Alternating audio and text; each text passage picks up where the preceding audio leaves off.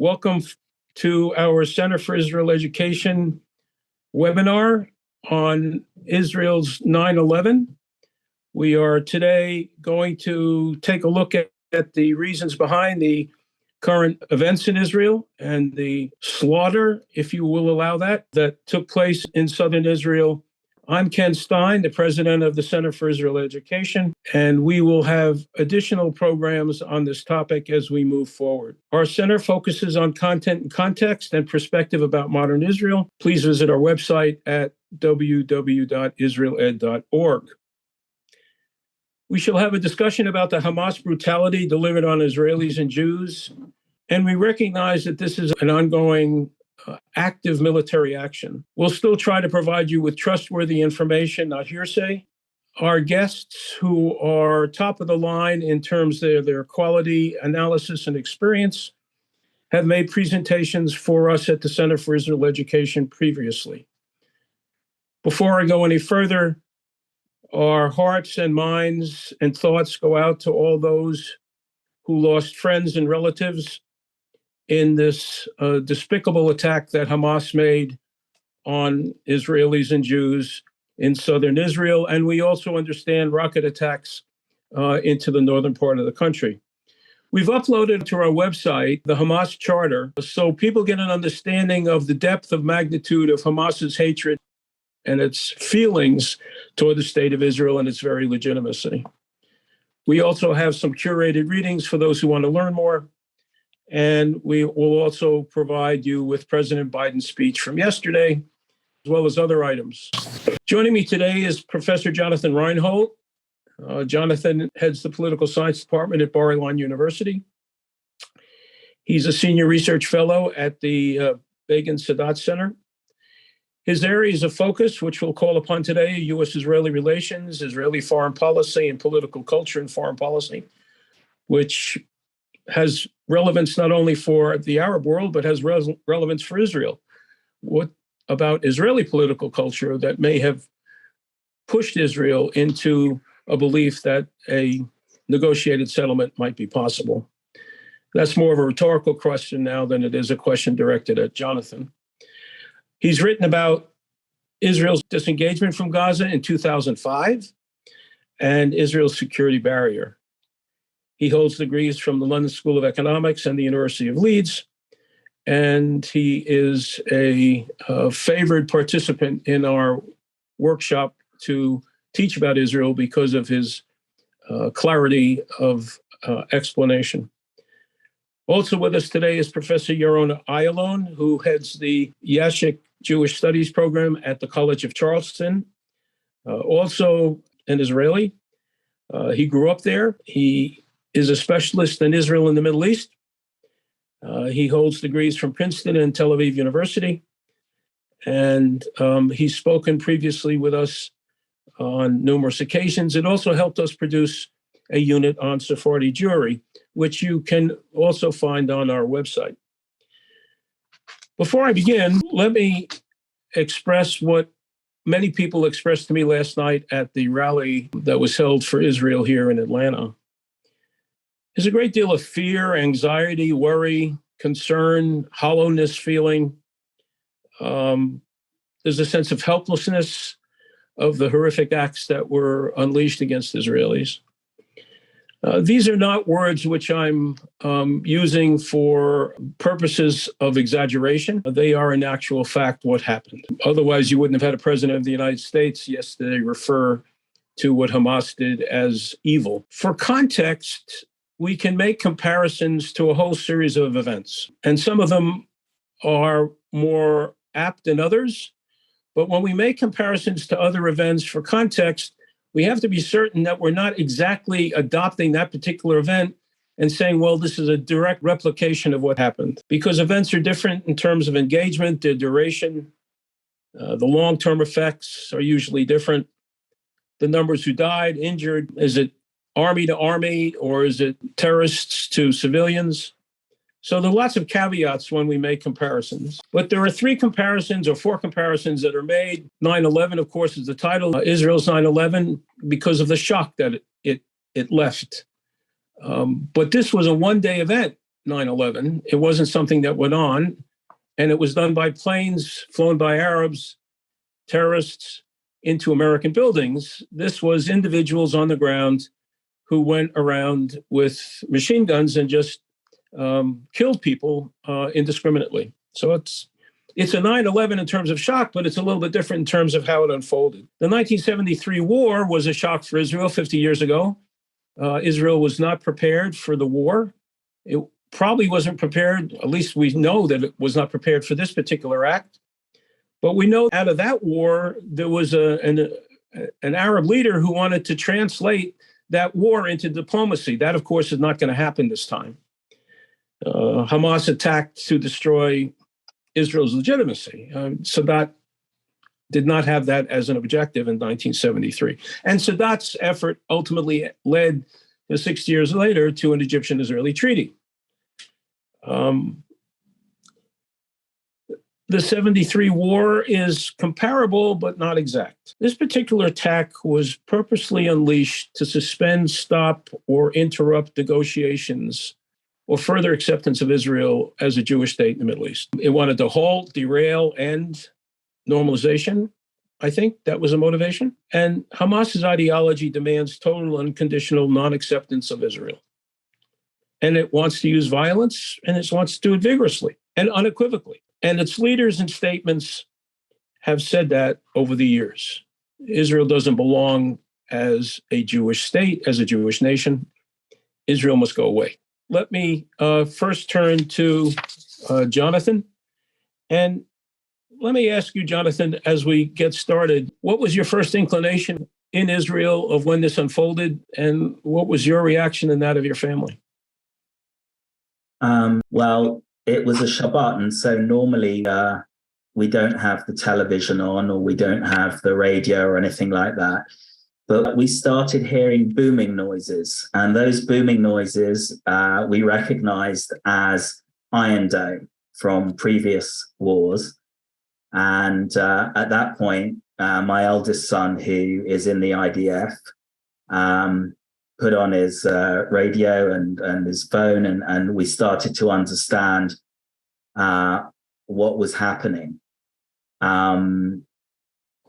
As the news began to come through, it very quickly became apparent that something on an unprecedented scale was taking place, and that there was no inkling that this was coming in any way, not tactically. Strategically, there'd been warnings, but there was a complete state of shock for all of our friends' children, for example, whose parents were driving them to the appropriate army base, whether they were officially called up or not. You compared it to 9/11 because of the shock, and I think that's accurate. I think that the sense of shock of hearing of terrorists running around kibbutzim and killing children, women, taking, people, kidnapping them, and very quickly the sense that, any Israeli is only, 2 steps away from somebody who's either been killed or kidnapped. In other words, it's a very, very personal thing that seems to be hitting all of our friends and all of our neighbors, and everybody has someone who they know of, if not know personally, who's been directly affected by this. Let me just toss it to Yaron very quickly. What did you sense when you heard it being in Charleston? I sensed that this was something that was in the making for a long time. I, like anyone else, I didn't expect it to happen right now. I don't think there was any preliminary information that this was going to happen. But the context is important. This struggle between Hamas, the movement that controls the Gaza Strip, and Israel has been going on really ever since they took over the Gaza Strip in 2007. And we've had previous rounds like this in 2008 and 12 and 14 and 2021. And it was only a question of time until it was going to happen again, because neither the humanitarian situation in the Gaza Strip nor Hamas's position have changed for the better in the course of this time. We still have 2.5 million people living in a tight 140 square mile space. Because of those conditions, it was pretty clear that at some point this is going to happen. I don't think anyone thought that it was going to happen right now, but I think anyone who studied the region and especially studies Israel and the Arab-Israeli conflict isn't surprised by the fact that it happened, maybe by the timing, but not so much by the fact, because this is an unresolved issue. Probably there is no real way to resolve it, but it is an unresolved issue, which means that it's going to keep coming back every now and then. Jonathan, when your family reacted and you all reacted to this, as a historian and as a political scientist, was there any handwriting on the wall for this besides the fact that Hamas wanted to see Israel's destruction? I think that the sense of hubris and the sense of losing all proportion that's been in Israeli politics since the election last January. We reached the most critical point in our domestic political struggle over the government's plans for the legal system when the defense minister was fired live on TV for saying that what was going on inside Israel posed a direct and immediate and clear and present threat to Israeli security. And then the government and Netanyahu refused to meet with the defense officials to be briefed on this issue. Now, that doesn't mean that they would have had the information about this specific attack, but it showed a lack of any sense of proportion and the hubris that the way that things had been working up to this point, whereby Israel would allow money to come in from Qatar, would allow Palestinian workers in, and that this was supposed to constrain and manage the conflict on an open-ended basis. And the conceit of believing that was anything more than a strategy that would have, by definition, a time limit to it, because it was nothing more than a plaster and could never be more than that.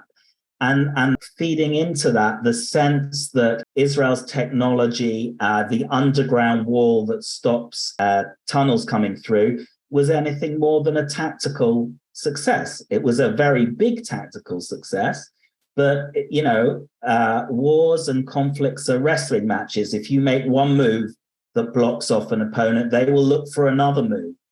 That has led to a lot of anger inside Israel at the both part of the defense establishment and at the government, and a certain loss of faith in the system that is counterbalanced by the unbelievable response of Israeli civil society, the very same people who are demonstrating and have these networks demonstrating against the government, using now those networks to distribute things that soldiers are lacking or things to improve their situation. So, the sort of dynamism and network nature of Israeli society is kind of compensating for the lack of faith in leadership that has been exposed here. So it's the communalism, it's the attitude of helping one another in need, it's the kids who were at the music festival and survived, coming back home, changing into their fatigues and going to join their military units. I mean, I hate to say that, but that's normal for, a kid who may be 24, 25, 27, or 35. Yaron, let me get your reaction to Jonathan's use of the word hubris and ask you to maybe expound on it if you wish. Well, I think that it's not unlikely that Hamas interpreted the anti-government demonstrations of the last 10 months in Israel as a serious weakness of Israeli society. I'm not saying that there is real serious weakness of Israeli society. I'm saying that I don't think it's unlikely that Hamas interpreted that way, meaning that they saw it as, okay, there's so much fighting within Israeli society about this issue, and specifically, obviously, about the character of the prime minister. This is how, the camps are split, right? If you're for Bibi or against Bibi. And they might have very well interpreted this as okay, the Israeli resolve is now weakened, and therefore this is our chance to do something big. Now, it's not that they came up with this idea right now. I'm sure they've had such plans for years. But they thought this is the best timing. This, plus, of course, doing it over a holiday weekend. And so they had a certain initial success, which cost a very grave price for Israel, especially Israeli settlements that are nearby the Gaza Strip. But as we've seen very quickly, that perception that Hamas had was unfounded. Tens of thousands of people who, before this happened, were clear opponents of the government. They were demonstrating, they were doing all those things on social media that Israelis have been doing the last 10 months. Simply put all of that aside for now and stepped up to serve or to help in whatever ways they can. Not everyone is serving in a military capacity. That's really how I see this. You can talk about hubris and maybe a sense of Israel being invincible. That shall be investigated. I think really this ties into the question of how this happened, where the surprise is. And I think that's not entirely clear. We don't know if it was lack of intelligence or if so, why, or was it information that was conveyed, but then more senior officers didn't get it to government officials or government officials failed to act. We don't know any of that stuff yet. All of these and many other questions, the time will come for these to be clarified. Well, we know after the 1973 war, within weeks after it ended, there was the convocation of the Agranat report. Then they did their investigation, their testimony, and then within 7 months of the war, Golda resigned and Dayan resigned, not because the report said that they had to, but they did it out of the fact that they felt they had failed as leaders. So they took it upon themselves to put their hand up and say, we didn't do what we were supposed to do for the Israeli people. That will never happen with Netanyahu. Well, let's not say never, and I'd rather not do the speculation. I'd rather wait for that to unfold in the political system. We know from the previous attacks, Jonathan, that Hamas has had, or the previous engagements that Hamas has had with Israel, they've gone through several stages. There's been a stage of nuisances, then serious attacks, then a period of time, 2 weeks, 3 weeks, 1 week, whatever. Israel responds with massive retaliation. And all of a sudden, the international community comes in, sues for a ceasefire. Hamas puts their hands up and say, okay, we'll have a ceasefire. And then they take another 2 months, 2 years, whatever it is, to recoup their strength, and they do it again. If you're Israel, and this is the 5th time, can Israel afford to have this unfold one more time? Or does Israeli reaction have to be much more decisive, including wiping out Hamas's administrative structure and replacing it with something else? In other words, there comes a point where you have to say, what we did yesterday didn't work. We need to consider an option that might work better tomorrow. And I know that's speculation, but I'm merely taking a look at 4 precedents and saying, what happens here in the 5th? I think that the first thing to do to help answer that is to go back to your favorite framing, which is history, and to say, what is the purpose of terrorists? Terrorists know they can't win in a direct confrontation with the state of Israel. They have 2 objectives. One is to demoralize the Israeli public, to make them feel that life in Israel isn't worth living. And the second is to try and drag other actors in to make a multi-front war which can do a lot more damage. So if you look in the run-up to the Six-Day War or the 1956, you see that the Fedayeen, or in 1967, even more, Fatah, coming out of Syria or coming out of Jordan, is trying to trigger the Arab states to get involved into a conflict with Israel. And what we're seeing here is, on the one hand, Hamas is trying to demoralize the public.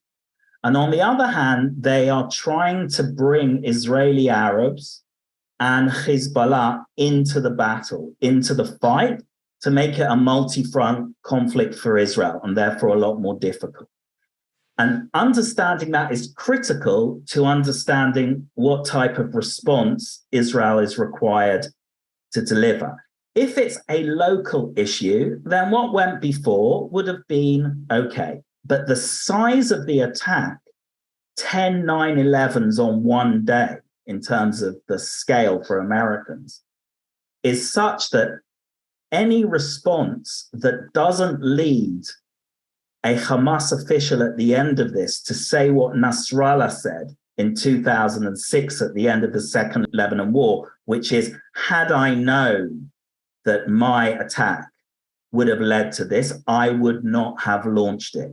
The feeling that the public in 2006 in Lebanon and 2023 in Gaza, that a leader will feel that type of pressure to admit a serious strategic mistake, that is a minimal Israeli objective, because only such a level of destruction can deter other actors from feeling that, as Yaron said, whatever the objective reality, that subjectively they believe Israel is weak and is not prepared to do what it takes to take control of Gaza or to bring down Hamas, and that in a regional sense, in a much broader sense, means that Israel is going in on the ground. I think it's inevitable, and I think it will be a very, very much more serious and much more devastating attack. You know, that we talk about the Dahania doctrine of 2006, totally flattening that part of Beirut where Hezbollah was.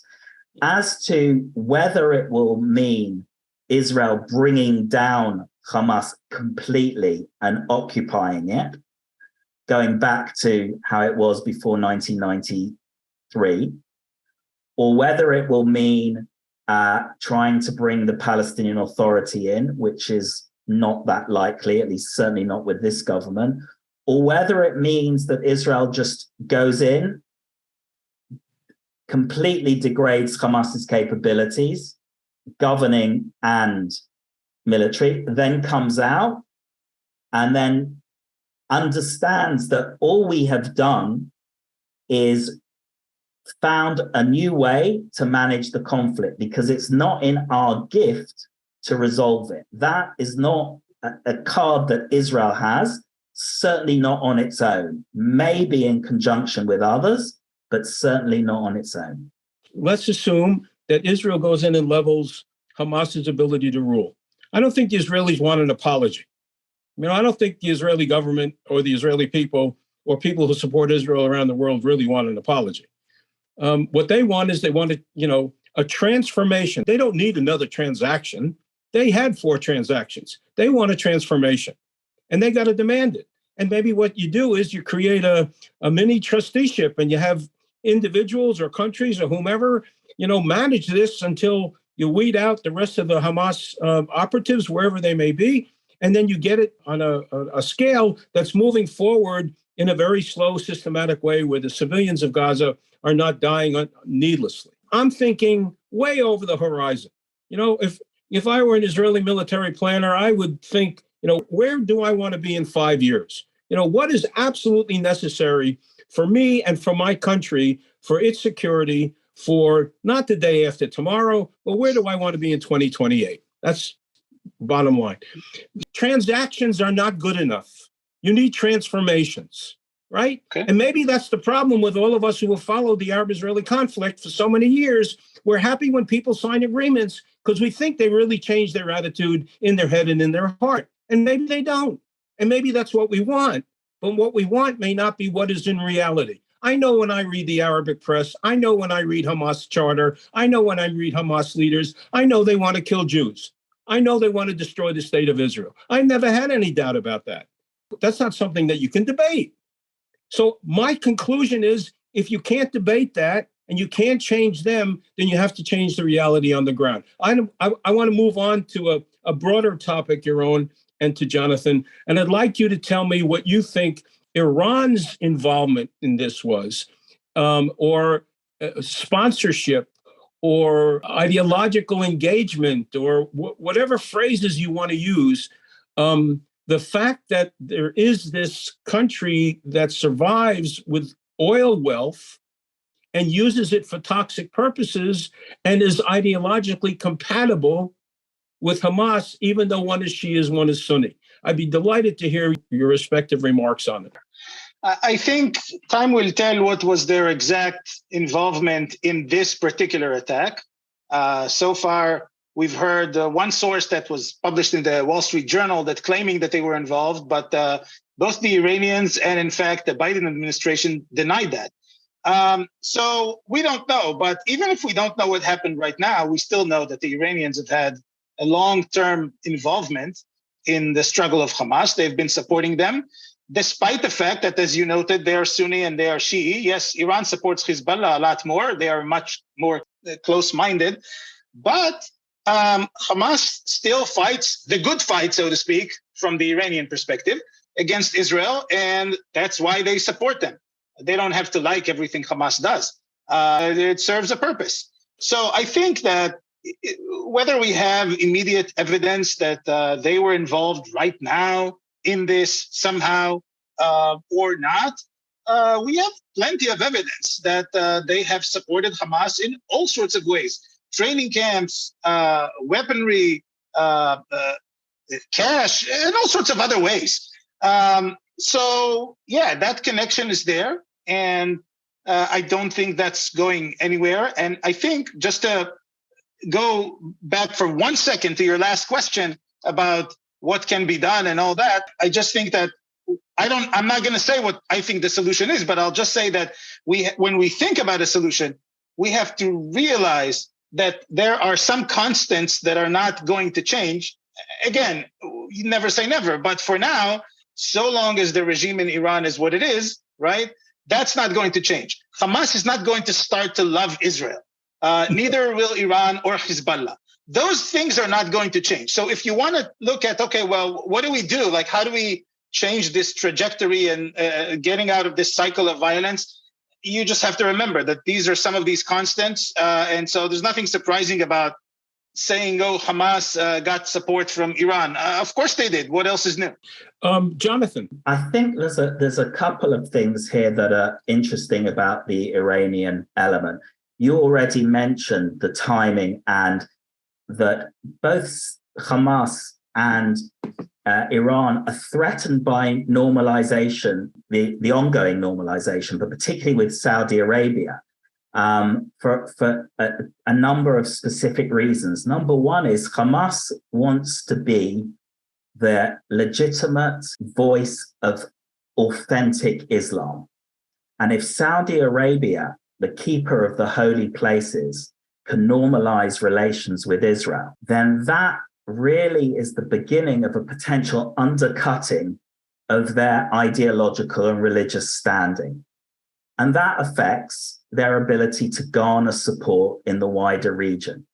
And it's similar with Iran, because Iran is a Shia regime, a Shia majority country, and because it's Persian and not Arab, without having Israel as an enemy, it is very difficult for them to garner wider political support in the region. So I think that for both Iran and for Hamas, there's the deeper ideological hostility to the existence of the state of Israel, and the immediate political strategic objective of protecting their standing from what is quite a serious threat. I think broadening it even further, there's the Chinese role, because China is very dependent on a way that America is not, on oil and gas coming out of the Middle East, and is reliant both on Saudi Arabia and Iran. It is the biggest customer of both those countries. And there's a potential lever there, which requires thinking about how to use. Because if oil sanctions are applied to Iran by China, and that's a whole different level of problem for Iran, a very, very serious one. And while I think what America has done, what Biden has done is, textbook, it gets 20 out of 20 from me.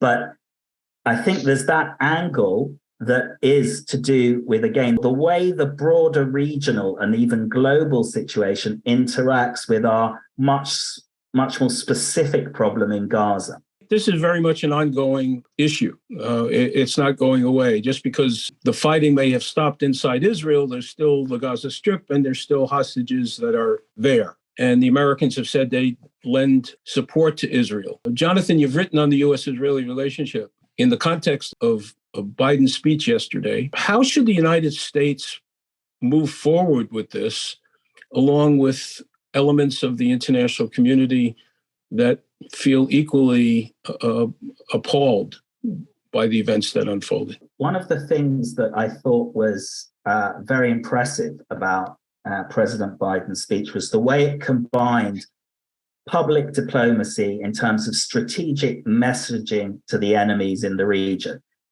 Very clear and backed up by actual actions of moving your aircraft carriers closer to Lebanon and various other less publicized activities to send a message to Iran that America will stand by Israel if Israel needs that support. It will supply the weapons. It will give the diplomatic support for a longer Israeli campaign. And I presume by the presence of aircraft carriers, if you're going to open up another front, Iran and your allies, then you can expect the Americans to be there, even if it doesn't mean boots on the ground. It could mean airplanes in the air, and it could mean naval assistance. So I think that's very, very important, both for providing deterrence and actual support if it comes to it. And I think he was very clear about that. The other element I think that's very important is he's got ahead of the game in terms of the discourse. Alongside him is the British Prime Minister and the British Foreign Secretary who've done the same thing, which is that what we always hear in these conflicts is it's always framed as who's died most. In other words, if you have more victims, you're more just, and that, as it were, proportionality means you're only allowed to kill as many people as you have had killed, which is obviously not at all what proportionality means in international law, where it's proportionate to the military objective, which has to be legitimate. And what I think I liked about Biden is he said the distinction is not how many people died, it's the intention. It is the intent to murder civilians in cold blood that distinguishes us from them. So in doing that, he's sending a message to the American public and to the world about how to think about this. You know, in politics, we talk about the bully pit, that a president, part of his power is to get the world or get Americans' attention and define the terms of the debate. And I think that is very important. And he defined it, as we stand with humanity and decency. And I think that these are things which are designed to give the American public a longer breath, a willingness to support this longer than the scenario that you painted about. Well, and then there's a ceasefire, because it looks like it's going to be more akin to what Israel did in the West Bank in 2002, where it completely destroyed the terrorist infrastructure, than it is to previous campaigns in Gaza. So the American role is, if you like, a dual one. It's one, outward facing towards the enemies in the region, deterrence, and it's inward facing to Americans and to the Western international community to saying, whatever, okay, I have to go because there's a siren, so I'm going to have to go in the strong room. I'm sorry about that. Come on back, Jonathan, and be safe. Yaron, as far as the Americans are concerned, yeah, Biden's reaction was quite strong and was quite emphatic. Americans may have been taken hostage. We don't know that for certain. We know if you were killed, that we already know. All right, but I'm talking about the hostages, because there's an ongoing hostage crisis which still needs resolution, however that may be resolved. If the Americans send extraction teams to assist in removing or to assist in rescuing or providing guidance, that would be the first time in my recollection, since Israel was created, that the United States physically became involved with maybe boots on the ground. I'm not talking about resupply during the 73 war or resupply after 67. I'm talking about something that's dramatically changed and that's different. How do you react to that? I don't think anyone would have a real issue with any American boots on the ground from the Israeli side. Obviously, they'll coordinate whatever they need to coordinate. The big question is, what do you do with going physically into the Gaza Strip? And I would like to hope that the people who make those decisions, if it's Americans and definitely Israelis, would take the immense risk that this involves into consideration, because you're moving the battle from your turf to theirs, and they are way better at this than anyone else. And that's just something that I think, it's easy for me to say because I'm not the one making the decisions, but I think that the assumption needs to be, whatever decision is being made, and it does not matter which one, that all of these hostages are dead. And one has to operate by this assumption, because otherwise you keep being stuck on the issue of, I can't do this or I can't do that. I have this great objective, but I can't do it because I fear that I'm going to kill the hostages, or that because of what I do, they will kill the hostages. The assumption needs to be that they're already dead. And I actually presented this to some other group, and I was asked, well, it's terrible. How can you make such an assumption? And I said, fine, it's terrible. So if you can't make that assumption and you can't make those decisions knowing that they're going to cost the lives of these hostages, maybe you shouldn't be in a decision-making role. You should not run for office, definitely not in Israel, where you have to make decisions like that time and again, if you're not the kind of person who can weigh in the bad and the worst option and choose the bad rather than the worst. Even if it means that people are going to end up dead. And if you're the kind of person who can't do this, then that's not the right job for you. Now, we don't know, and that's a whole other argument that we're probably not going to get into here today, if the people who are making those decisions in Israel right now are the right people to make this critical decision. But it doesn't matter. It doesn't matter if they're the right people or not. They're the ones who are going to have to make it. We don't know if all of the rhetoric that we are hearing or the mobilization of all these troops is just for show or for intimidation, or there's a real plan to go into Gaza. We're just going to have to wait and see. One of the big questions for me, after evaluating the 73 war and the 67 war as a historian, I always look at what were the miscalculations made and what might the lessons learned be. One of the miscalculations I see is going back to my earlier dichotomy of transactions versus transformations. It seems to me that in the Arab-Israeli conflict, we've had a lot of transactions, but not too many, but no transformations. In other words, countries do it because it's in their national interest. But when Sadat came to Jerusalem, he was embracing Theodor Herzl. And when UAE and Bahrain, in the Abraham Accords, they did it because it was in their national interest to enhance their own well-being, their population, as well as because they had a fear of the Iranian neighbor next door. As will the Saudis soon. Exactly. Is it possible to say that those of us who are analysts or scholars or writers, people who put out blogs on a regular basis, that this constant refrain of a two-state solution is the only way possible, that maybe that has to be recalibrated? It's a rhetorical question more than it is anything else. And what I'm asking is, are we who teach this, have we become so dependent on this ideal, which many of us may hold personally, that we impose it on the region where the political culture doesn't necessarily want to accept what we hold in our heads? Yes, I think this is very clear. And I think that this is one issue, especially what you brought up about the two-state solution, right? This comes up a lot. Even European diplomats and all sorts of other world leaders keep evoking the two-state solution all the time. This is not happening in your or my lifetime. And we have to be realistic about this. It doesn't mean necessarily that there is no solution.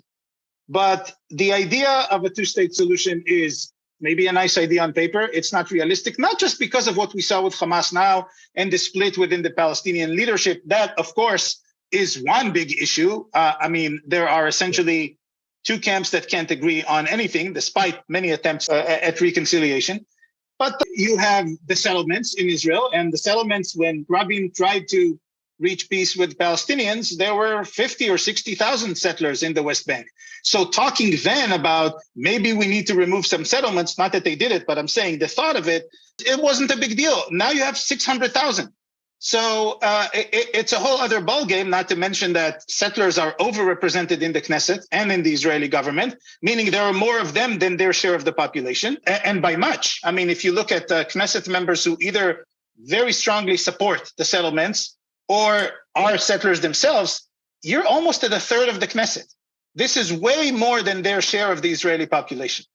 And so I think we have to be honest about this and say it's a nice idea on paper. It does not have any political possibility of happening from both sides, both what I just said about the Israeli side, but also from the Palestinian side.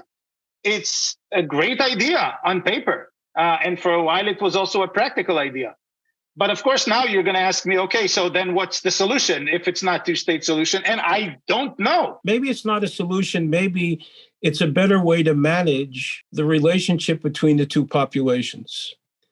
And management can have many elements. What I'm trying to do is I'm trying to bring people in the classroom or people who write editorials to the reality. Maybe this is not something that can be resolved like a contract, like two people get a divorce and you get the kids on weekend, I get the kids during the week, you get X number of dollars a month, I get X, I get the car, you get the house. It's not a transactional thing. What it is it's a management thing. Jonathan, we've been talking about the notion that the two-state solution may have not only run its course, it shouldn't even be talked about, given the political realities of the two oppositional parties, namely the Palestinians and the Israelis, both of whom have constituents that are not unified on what tomorrow should look like. I mean, they both suffer from a measure of dysfunctionalism or dysfunctionality. I don't know what the right noun is.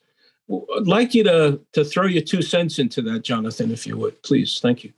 In the Jewish tradition, we say, we're supposed to believe every day that the Messiah is coming, but we shouldn't act on the basis that the Messiah is coming tomorrow. And I think it's the same with the two-state solution. It's very important that we have it as an objective, because without it, all other potential alternatives as a kind of endpoint are worse. But the idea that we could suddenly sign an agreement and everything would be all right is messianic, yes, and therefore to be avoided. But I think there are certain things that we can think of that have a chance.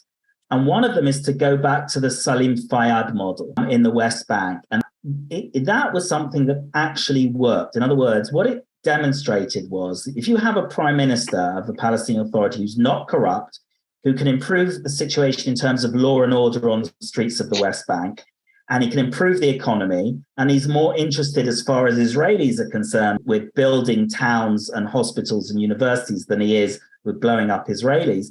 That is a model that if it can gain sufficient credibility, can pull over time in a positive direction. That, it seems to me, is something that Israel abandoned when it went for let's keep Hamas in power. In other words, we don't want too credible a Palestinian partner.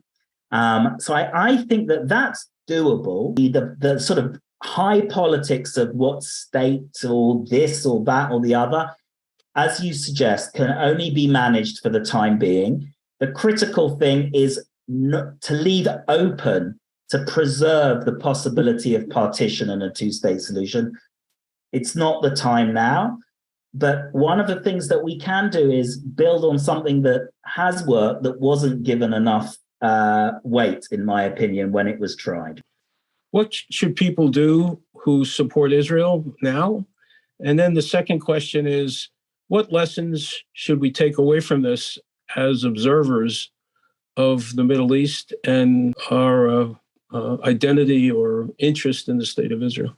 I think the big lesson is that there's still a lot that we don't know. And for people who are not experts on this region, read more and read trusted sources, not all sorts of garbage that you can easily find online. And if you don't know what to read, then find an expert who can help you figure out what you should be reading and what you shouldn't. That's one. What people can actually do. So if you are living in the United States, for example, and you want to be supportive.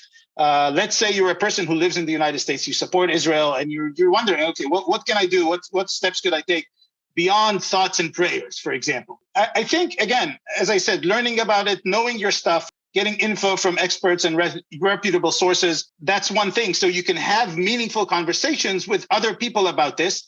And also, so you can shut down fake reports when you see them on social media. The other thing, if you know people in Israel or Israelis in the United States who are affected, then offer help in all sorts of ways that you could help. And the last thing I'll say is, if you are a person who gives money to Israel, and I say this broadly, to some entity in Israel, make sure you know where your money is going.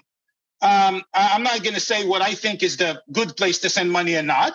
But, do your research, make sure that you know that your money is going to a place that you feel good about, and not just to a random place because it has the name Israel in the title of the organization you're supporting. These are some of the things I think people can do. One of the reasons that, I like to do your events, Ken, is because I think that it's as much, if not more, how we think about things and how we discuss them as much as what we think. And that in an era of instantaneous nonsense on Facebook and Twitter that is destructive, it's critical how we talk about this. And what I would say to everyone listening here is, you want to be part of networks and circles where the quality of the discussion and the nature of the discussion is serious. And that means, for example, if you want to do something for Israel, if you're a lawyer, if you're a doctor, if you're a dentist, if you're a teacher, you engage with your professional organizations. And you don't engage storming in there with an Israeli flag singing Hatikva. What you do is you engage in the terms of the values that are shared and common in your organization or in America, and you debate those points in that way, because if the conversation is framed in that way, if it's not about who shouts loudest or who says the thing that gets people the most angry, then you're doing something good for Israel and for the Israeli people, and taking a lot of negative energy and turning it in a very patient way into perhaps something more positive. And that activism is both something that educates and something that assists. Both of you know the work that we do at the Center for Israel Education, and both of you know that we try and provide accurate, trustworthy, and up-to-date data. We just put up on the website a list of readings, curated readings about Hamas from 2013 to the present, all linked. If you want to learn from a variety of intelligent people, it's there. Before the afternoon's over, Biden's speech will be up as well. The whole idea as we go through this is to come visit the site and learn as much as you can, and then tell others about it. We're going to do a webinar next week at noon. If you like what we do, if you think this is valid, if you think this has worth, then, press the donate button if you go to the homepage. We're a 501c3. We're not independently wealthy. We run on a very small budget. And we would really like your support to continue webinars and the other kinds of learning and teaching engagements in which we're engaged. We're engaged with teens. We're engaged in day schools. We're engaged across the board. 56,000 people came to our website last week. It was rather remarkable. It's the highest week we've ever had since we've had the website, since December 2015. And I think that's because people want reputable information. They don't want to know necessarily how to move the desk chairs around the classroom. How you teach is important, but finally, at the bottom line, it's what you teach. It's the content. And you can't run away from the content simply by saying, I'm more interested in the psychology of the kid or where he is at this juncture. You have to give them the context and the background, and they have to know that. And this is a place where you can get that. We're going to, in the next couple of days, have a Hamas-Israel war landing page, and we're going to add a lot more information as we move through it. Please join us next Wednesday. We'll put up the information about it on the homepage, and we thank you all for participating. I tried to answer some of the questions as we went through it by directing them at our panelists. May I offer a word of caution? This is going to be prolonged. This is not going to end overnight. And as a consequence, you're going to get people on the air who are going to say, Israel's reaction has not been proportional, whatever the hell proportional means in this particular engagement. Already on Saturday afternoon, a former defense secretary said, I hope Israel's reaction is proportional, but he didn't know about the brutality. I mean, so what's the proportion? Israel has to go in and brutally murder. I mean, you understand that the terms that people use to describe something is something that they're used to describing whenever they get interviewed. And beware, be conscious, worry about nuance, think critically, go to reliable sources. As Yaron says, discuss it with smart people. As Jonathan says, go to places that you can trust. We thank you all for joining us. If you have children or students who have questions, we're going to have something up on the website probably by tomorrow for middle school and teens, and we'll try and give you some guidance on how that works and operates in terms of your responses. Thanks for the time. Come back and join us again. We appreciate it.